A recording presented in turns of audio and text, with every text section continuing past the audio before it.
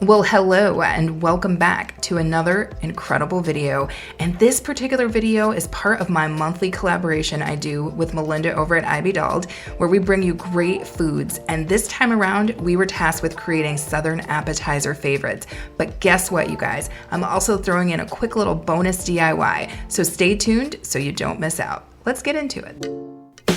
So I don't know about you guys, but this year our garden has been gardening. I don't know if it's because of the heat, I really don't know. But we are growing all sorts of cool stuff in our garden, and I have a quick little tour video that I will be throwing up a little bit later. But one of the things that we are doing in our garden is so many tomatoes, and we had these beautiful green tomatoes in our garden, and I knew exactly what to do with them. So what I'm going to be doing for you guys today is a modern take on fried green tomatoes. So before we get into the setup, I'm going to show you real quick one of the secrets that is going to make our batter super flavorful and super crispy. And that is, I'm going to take a couple of yellow corn tortillas, just basic ones you can get from the grocery store, as well as a little bit of Parmesan cheese and a small amount of cornstarch. And then I will blend it all together, and this will just be set aside until we add our last crunchy punch. So what's gonna make our tomatoes delicious and crunchy is going to be our 5-step batter technique. Let me show you what we're using. So our very first stop in our batter process is just going to be plain old cornstarch. The next place we're gonna go is to some eggs. So the next place we're gonna go is to our batter, and this batter is just a mixture of cornstarch, flour that we've seasoned, and a beer. So the last step in our assembly line is going to be our crunch factor, and that is that mixture we did with the corn tortillas, the Parmesan, the cornstarch, and now we are going to add in our panko breadcrumbs as well as some basic seasoning. Turmeric. Asian red chili flakes.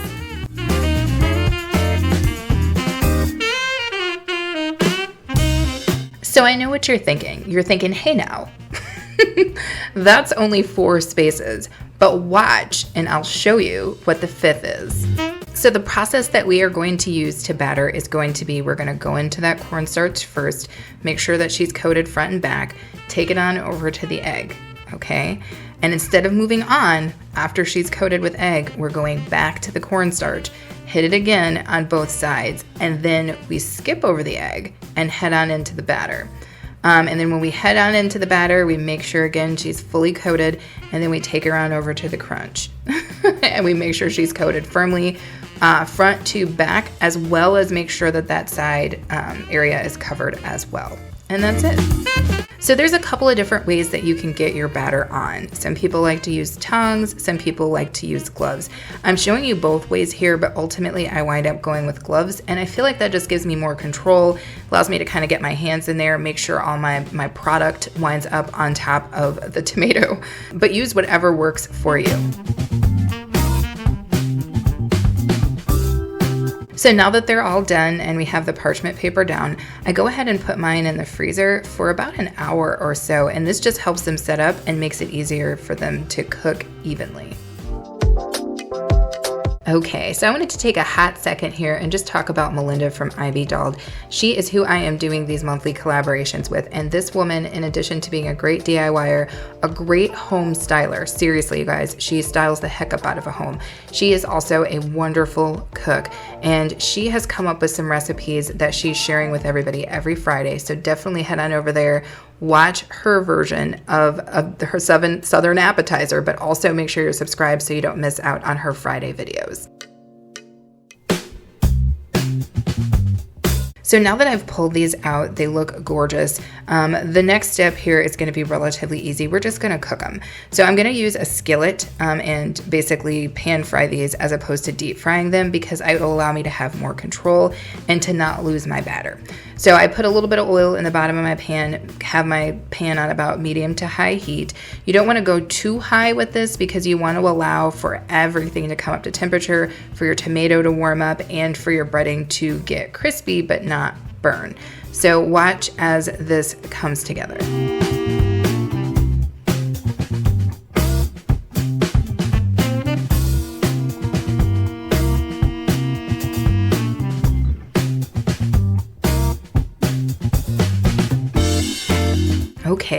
So fried green tomatoes are traditionally served with some sort of sauce. Usually it's some sort of white cream sauce, but for us, we are going to go for a kicked up spicy honey, which is just a combination of honey and some of our dried ground chilies mixed together with a little bit of water to thin the honey out. And you will see how we apply this in just a moment. So I just go ahead and just drizzle on our honey, making sure to get honey on every last one of these tomatoes. And then I hit it with some of those pomegranate seeds. I love, again, that tartness, that little pop, something juicy for these.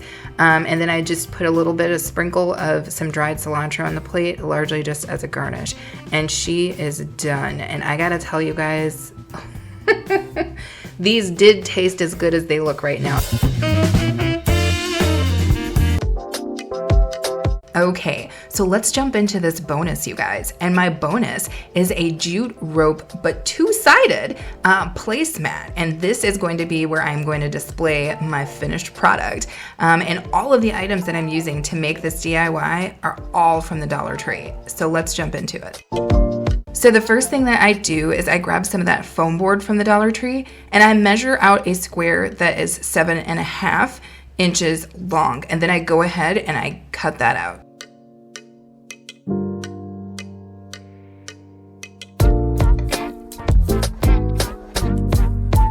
So once I have my square, the next part moves pretty quick, so I'm not gonna do a lot of chit-chatting in it. But what I did was I just took some jute rope and just basically glued it down to fill in my square, and of course made sure I covered my sides. And then what makes this a two-sided piece is when I finish covering the top with jute, I flip it over and use one of those placemats from the Dollar Tree and create a 7.5 inch by 7.5 inch square, glue that to the back, and then put some jute on that as well. So I wind up with this really kind of cool little pot holder, or what do they call those, kind of pot warmer situations. And you guys will watch as this comes together.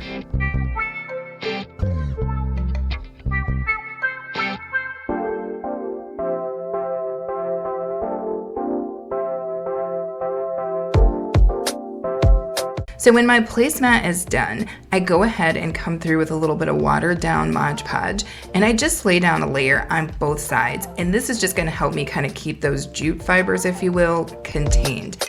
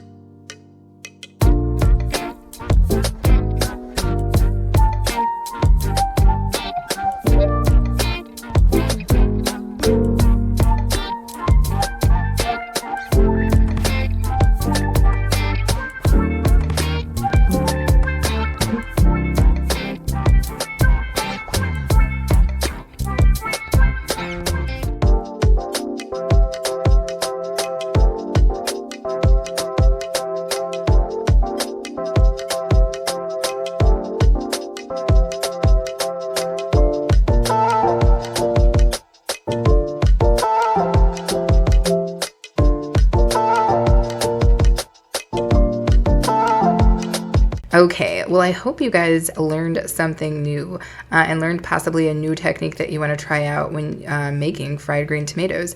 As always, we thank you guys so much for watching. We hope that you are going to choose to subscribe. And of course, we invite you to come back, hang out, and be okay with us.